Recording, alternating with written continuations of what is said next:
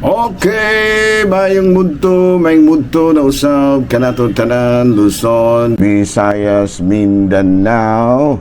Mayong mudto Philippines, mayong mudto world, mayong mudto universe. Ana na punta mga higala, dili nga atong tulumanon sa kahanginan si On A Cathy Kisses on Air.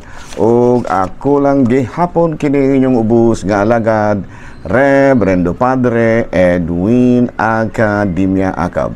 Abino adlaw na usab karon nga Martes. Pizza 28 na kini mahigala sa bulan sa Oktobre. Oy, hapit na mahigala karong Sabado mahigala. Managkot na putas minteryo, no? Asa may inyong gusto. Kamo mo ay managkot o kamo mo ay dagkutan. Ito ang higala, no? Alang kanako sa kadako kayong selebrasyon kining kuan mga higala November 1 kay ang atong gipistahan niini ang tanan baya nga tuwa na sa langit. Labi na gayod ang mga dagkong santos, no? Kato bitaw mga na-proclaim gyud, mga na-canonized o katong mga kuan ra katong gitawag nato og mga unproclaimed saints. Ayan, no? Pero santos gihapon basta tuwa na ta sa langit mga higala, santos na kita na balaan na ba na no nahala no nya ato day nga timbayaon mga higala og mayong udto ang ato ang talahorong obispo, no? Bishop Julito B. Cortez ang ato usab nga kini nga Vicar General, no? Si Monsignor Christian, no? Monsignor Christian Durango, akong agaw na mga higala. Gawex, kumusta na kita Gawex? Bising-busy na yung taong kaya ako karong Gawex mga higala kay layo pag yung kayo ang iyahang assignment tuwa sa layo kayo o ni apag iyahang assignment po diri sa sentro sabi na no akong bata na Gawex, no muna ginaingon nga mauban na ato ang calling di ato nagilamang po na pong paningkamutan nga matuman. Ayan, no? Ato po dahil nga tibayaon mga higala o mayang mudto ang atong tanan nga mga kaigsuunan din na sa City Hall, no? Pinanguluhan sa ato ang mga kadagkuang pari din ha, no? Si Monsignor Lani Katubig, si Monsignor Ramon Duran ug ang tanan nga mga pari. Labi na gyud ang akong classmate mga higala, no? Si Padre Obing Masyon. Unya diri sa may kining classmate po dako diha, no? Si wala na dahil si kuan din na si Father Leonard Tan, no? Classmate po na nako gihapon ng higala sa kuan mi sa pre-college may kamag yung kaubana po na, no? Si Father Pepper Tan. Ayan, no? O niya ato pa dahil nga timbayaon si Father Dami din na sa Himalalod ug inga manusab si Padre Tonton Arnaiz sa Cebu. Bason kung nakakita sila sa Facebook nato ang higala ato pong tibayaon og mayong mudto si Father Joey Belsinia, si Father Kipling Agravante, si Padre Rosdel Noel, si Father Mario Atienza, si Padre kanang Tingting Angka, Monsignor Tingting Angkahas, si Father Melton Mirida, si Padre Kening Banson, Glenn Vance, no? Si Padre Peter Necesario o Father Rom Narca. Oy, kumusta na mga higala, no? Akong mga buutan nga mga classmate mga higala. Of course, di nato pong kalimtan ang akong classmate dito sa Maasin. Oy, sa Maasin, no? Si Padre Dudong Cordobes o si Padre Samuel Papa ug sa Tagbilaran si Father Boboy Villapas. Yan, no? Dili kina nato kalimtan mga higala, no? Bahalag magkinaunsa ang kalibutan, classmate ko gyud na, no? No, are na tama higala. Of course, akong timbayaon og may multo po nang ako ang mga lay minister sa una, no? Di na sabay si Bulan, no? Pinananguluhan ni Judge Bangkirigo. Oh, no? Niya dito sa may kining Baywan, no? Pinanguluhan usab ni sa panalimot ko sa pangalan ni Amor may higala ni Amor ang apelyido sa dito Amor. Og ingon man usab diri sa may Kalumbuyan, no? Kumusta na, no? Diri sa may Dawis, kumusta na? Og diri usab sa Tanhay, of course, no? Ang mga lim ministers din ang perting mga aktibuha. ako po mga parokyano sa una mahigala. Labi na gyud dito sa may kuan mahigala Bayawan, no? Ako ang kining primero yung kapilyang natukod. Ako daghan mo ko kapilyang natukod mahigala. Ang primerong kapilya gyud nga among gitabangan. Of course ako ra ni provide sa mga materyales, pero sila mo ay nagtukod dinha sa may Latakon, no? Sila si Malin, sila si kisa pamilain dinha. Daghang kaya na sila dahil mahigala, no? Kumusta? Suderio family, no? Kumusta na, no? Si Brad Milicio, no? Si John Phil, no? Daghang na sila mahigala. Daghang kaya na, no? So, salamat kayo, ha? Nga sige na pong paminaw des Pagatman. Mga Pagatman people, how are you? Di na sa may tabang, no? Nahala, no? May multo na kanatong tanan. Abay na mahigala, no? Ato di ay ang arita sa ato ang October 28 ron ha, Martes. Unya arita sa CBCP News, no? Grupo sa mga laiko aduna nay bag-ong gipili nga presidente, no? Ang saguniang laiko ng Pilipinas nga mao ang umbrella organization sa tanang grupo sa mga laiko nakapili na og bag-ong presidente. Siya mao si Brother Albert Loterio, ang nga miyembro sa Holy Name Society of the Philippines. Automatic mahigala, no? Mahimo siyang Executive Secretary of the Episcopal Commission of the Laity. Balita mahigala gikan sa Vatican, ang International Youth Advisory nagmeeting kagahapon kaniadtong nakalabay unsa man itong nakalabay Lunes, Martes gahapon mahigala, no? Na antong nakalabay nga pizza 28 ay sipyat ita mahigala dili daeron October 28 kuan daeron mahigala October 29. Ayan, no? Sorry kay mahigala, ha? Naunsa bang naulahe may ko adlaw karon mahigala nga Merkules, no? Pizza 28 na kini sa bulan sa October. Sorry kayo, ha? Sorry kayo. October 28 taron adlaw nga Merkules, no? Ang International Youth Advisory nagmeeting atong nakalabay nga pizza 28 niining bulan sa Oktubre. Gihisgutan sa panagtigom maong hilisgutan nga nagtutok sa mga butang nga posible nga makaepekto og dako sa kabatan-onan sa simbahan. O sana niini mao kining human trafficking o kining sobra nga paggawi niining social media. Ayan, no? So may munto na kanatong tanan mahigala sa ako na ginaingon adlaw karon nga Miyerkules, pizza 29 na kini sa bulan sa Oktobre. Dali-dali na itong bawi mahigala, ha? Isa na ba nga nawala naman noon ta mahigala. Nalari na ta mahigala sa ato ang ginagmay nga hisgot duha. Hisgot ang ginagmay mahigala. Of course, ang katong hisgutan karon mahigala, kapahin lagi ni ining BEC, no?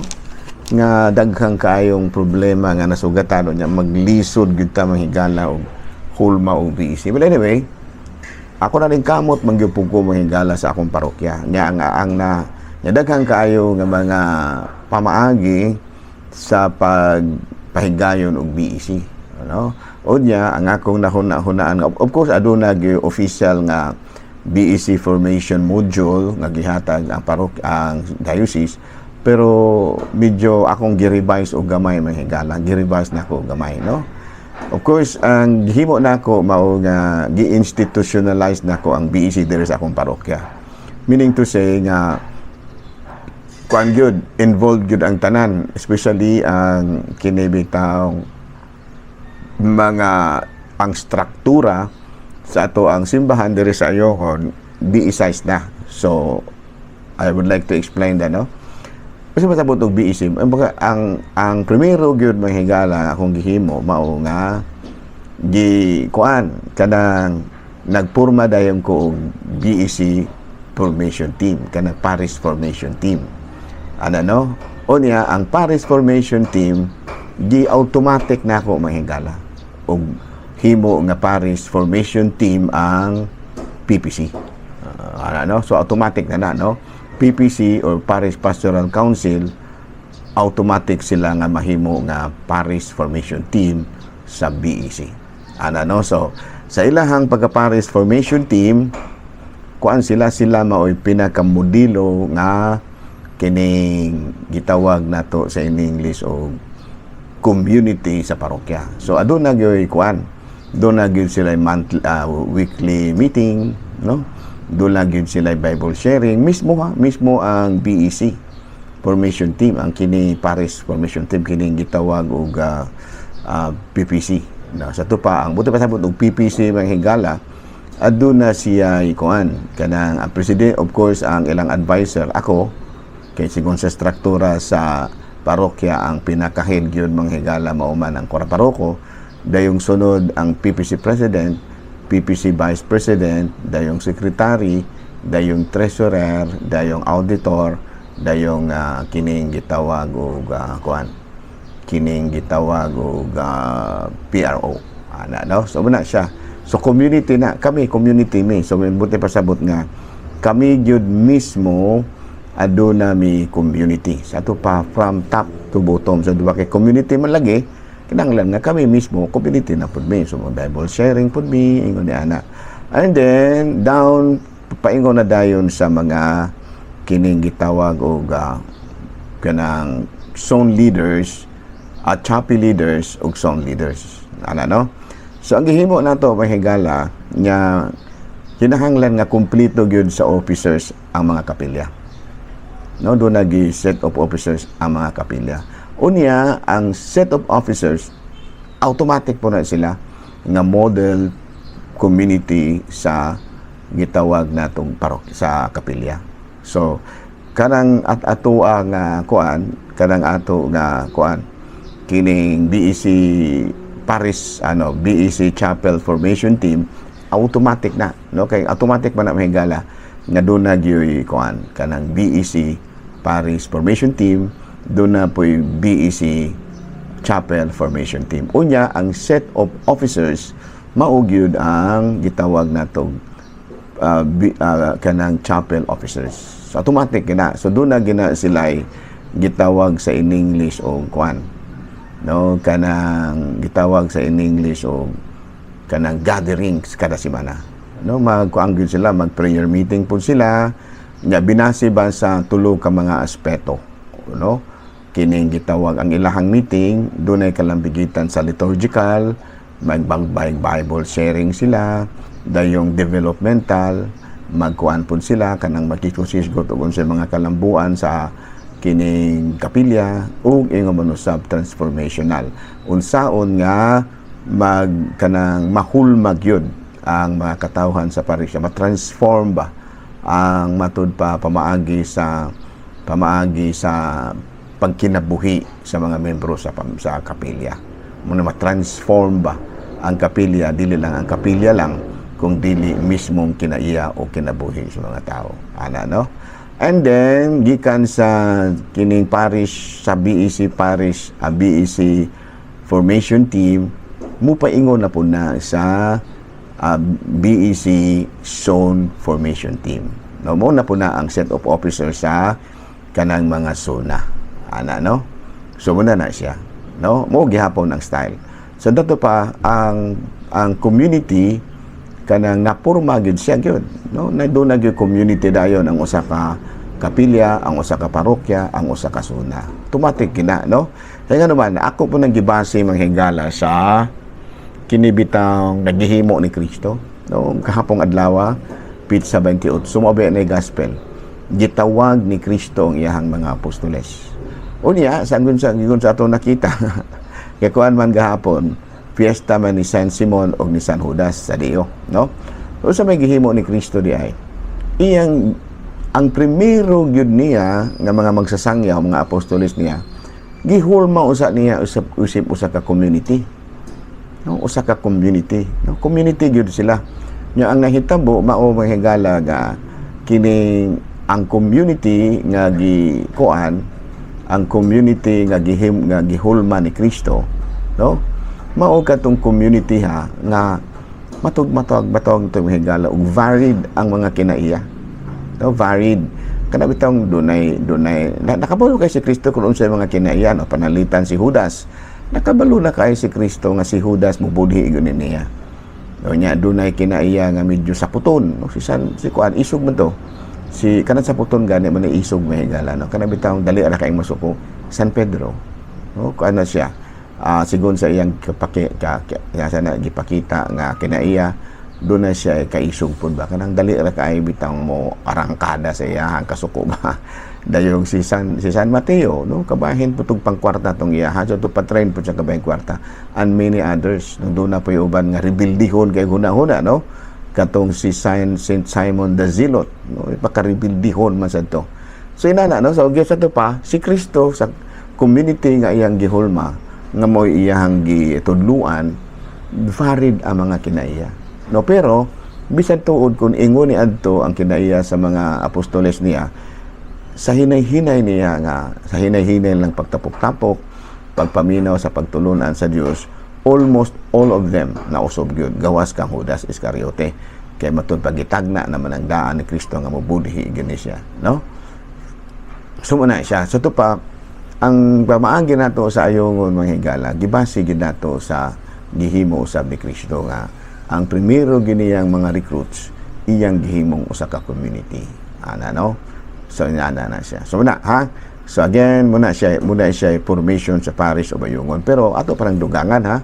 Kay mo man siya mga pamaagi. So in other words, ayaw gyud mo og kanabitang kalain kung doon na mo'y kauban nga magkalahi-lahi inyong kinaiya sa inyong community. Kasama sa community nga primero gyud nga gitukod ni Kristo, varied ang mga kinaiya. So wala niingon si Kristo nga kamo ikaw kay kawatan ka yun na si Judas ba. Aredi ka na mo labot. Wala, gipa-appeal gid siya, no? In order nga makuan siya, ma-transform siya. Si Judas may gala, sa dayon niyang kamatay, na-transform ba yato? Pero wala na niya makayana na niya sa lamot kung nakikog siya. Pero tungod sa iyang konsensya, medyo na-transform on tato siya, pero nahinay ka na po tinuon niya kikog. Ano? So muna, ha? So again, sa community, sa BEC, kinahanglan nga ma-institutionalize gyud sa parokya. Unya, ang usa sa mga pamaagi nga ma-institutionalize gyud is to come up with a different formation teams. Ang sa ako sa ayongon, ang formation team gyud nako ang mismong PPC. No, kaya mo na dunay ang PPC mo ako ang gitrain kung unsay mga buhatonon, and then sila na mao ang mo-train na pod sa mga kaubanan nila nga mga communities. First community is the chapel officers. Dayong sunod ang chapel kining mga zone leaders, and then paghuman ang mga alagad na. Pero gikan sa pinakataas do na gyud mga formation team nga mismo miyembro pod og community. Dili mahimo nga kuan. Nya dunay mga problema mga higala nga nasugatan, no? Ang problema ang mga chapel leaders. Kay dunay chapel leader nga dili mayong kinaiya, dili tuuhon sa iyahang mga kauban, wala bang walay credibility as a chapel leader, or maybe inefficient, wala bay dili bitaw ba stable ang iya, wala bay commitment ba sa iyahang pagka-chapel leader. So ang atong gihimo mahigala na sayon ra unta, pero nahimong lisod kay ang mismo nga chapel leader nga may atong gisaligan, ang mga zone leader nga atong gisaligan nga may mahimong mga BEC mga pinakataas sa BEC formation team, dili committed sa ilahang trabaho. No? So muna nga gipaningkamutan po nato pinaagi sa pagampo, mga dedicate, mga gitawag natong sakripisyo nga mahulma gyud pod ang first and foremost ang mga pangulo, chapel leader o ang mga zone leaders. Kaya kung ang chapel leader gani mo hinay, maglisod kita, no? Ang mismong kura paruko mo dili committed sa BEC, maglisod kita. So na, no? Nya para nako mahigala, no? Dako kag ikatabang gining BEC ngano man tungod kay mauman ni siya mo go down sa level dito sa mga peripheries, sa mga kasilinganan ba. Nakabantay mo mahigala nga sa ato ang Katoliko ba na simbahan, dili tanan man bahay, no? Dili mo duol og simbahan. Dili mo duol og simbahan ba? Daghang kay siguro sa akong tanaw lang sa akong parokya mismo, mura og of course ang mga ang sa mga parokyano nato siguro almost 1/2 mo sulod og simbahan. Pero dunay giuban na mahigala butang lang natong 30% nga walay sulod-sulod og simbahan. Buto pasabot nga dili mo duol og simbahan. So unsa may buhaton? Instead nga sila mo ipaduulon nato sa simbahan, ang simbahan mo ay muduol kanila pinaagi sa mga communities nga matukod pinaagi sa BEC. So yun nga, no? So ang pinaka-epekto yun sa BEC mahigala mao nga kuan siya mulagbas siya moadto gyud sila nya ang kinahanglan ligig formation kay kung wala formation especially on the spiritual side maglisod gid gihapon kay doon na may resistance kay kapoy kay dili may kay langan-langan na wala sana usik-usik sa oras na sumuna nga it is really a big challenge, no, sa Kura Paruko sa mga formation team. Kana lang daan ako pagporma na ako sa formation team ang higala. Pagka na kay lisuda. No? Kanang tinuod gyud nga formation team ba. Kana lang daan ang pagporma nato sa mga chapel formation team. Pagka lisuda na kay dunay uban nga dili gyud mo commit. So wala nga hinay-hinay ra gyud. Hinay-hinay ra gyud nga maporma nato mga gyud ta pag-ampo sa mga patron labi na gayud sa mga apostoles, no?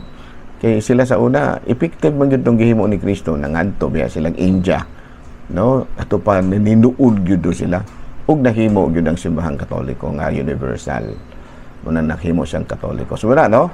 So again ang ato karon nga topic mao ang kinibitaw BEC formation in the parishes. Yang akong gihimo nga modelo ang akong mismong kanang parokya sa Ayungon, no? BEC formation in the parishes. Anya ang gihimo na akong model kay di man lagi na mahimong wala tay model mahigala maglutaw mo sa hangin ana, no, ang Ayungon gyud kay may ako ang parokya. Okay, klaro? So dinala sa takuto pa. Dinala sa takuto we are talking about BEC kay mo na siya banner program mahigala karon sa diocese. Of course, sa ko na ginaingon ang kining diocese do na pud sila module, no, kining ako kuan po ni kanang mabutang nato gipahaom po nako ni sa paagi ni Kristo. Kasi Kristo mismo ang style gid niya primero ang mismong iyahang mga sakop na himo pong mga formation team. Pumunto formation team ni Kristo ang kining mga apostoles. Ako ang formation team nako mao ang PPC officers. No, klaro? Sige ha. So so ingon ni ana subject to change na siya magdepende sa epekto. Magdepende sa outcome kung sa outcome sa akong himo, no. So muna sa pamaagi nako muna sa ako sa naamantay BEC Dumaguete way do na pugoy BEC Ayungon way. Klaro, no, pero at least ang tumong ang outcome basic ecclesial communities gid gihapon kay dili man magdepende man lagi na sa kanang imuhang kana bang proseso nga medyo na-convince ka. So ako kuan po ko kanang nya kini asa ko na ginaingon ang gikuhaan nako og base kining gihimo ni Kristo nga ang gihimo gini ang first gyud formation team mao ang mga apostoles. So muna po sa ako ang pinaka primero nga formation team sa parokya alang sa BEC mao gyud ang chapel ang mga kanang Parish Pastoral Council. Salamat og maayong mudto Pilipinas.